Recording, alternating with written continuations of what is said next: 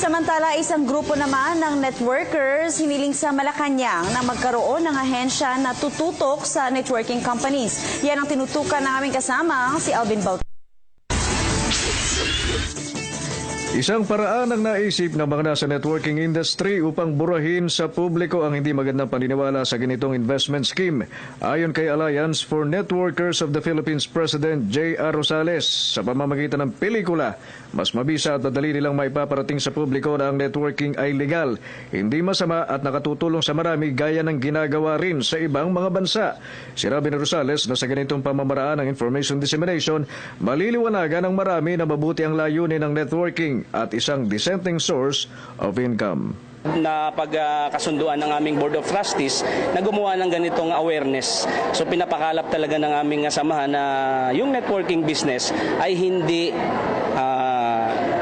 kumbaga yung napapanood natin na scam ang front. Sa dami ng scams na naglalabasan ngayon, ang daming mga Pilipino na nasasayang yung mga hard-earned money nila na i-invest sa scam tapos naluloko.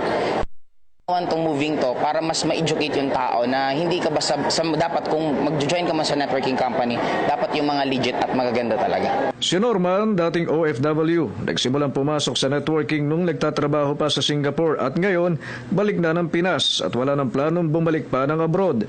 Sa kaso ni Norman, personal itong nag-research sa background ng sinalihang networking company na nakabase sa Singapore at nang matiyak na lehitimo at matatag ang kumpanya, dito na siya naglagak ng puhunan at the rest is history.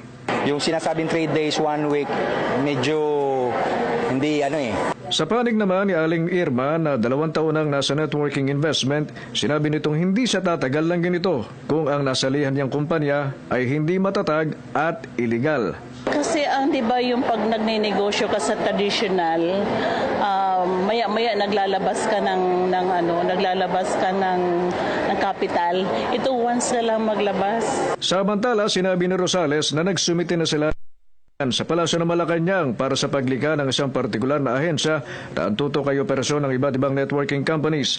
Base sa mungkahi ng Alliance of Networkers of the Philippines, maaaring maging umbrella agency ang lilikaing tanggapan sa ilalim ng Security and Exchange Commission o SEC. Kung ma-aproban po ang ANPO na maging isa sa katulong nila na kami yung mag-e-enforce dito lang sa networking industry na to. Para sa Telebisyon ng Bayan, Alvin Baltasar.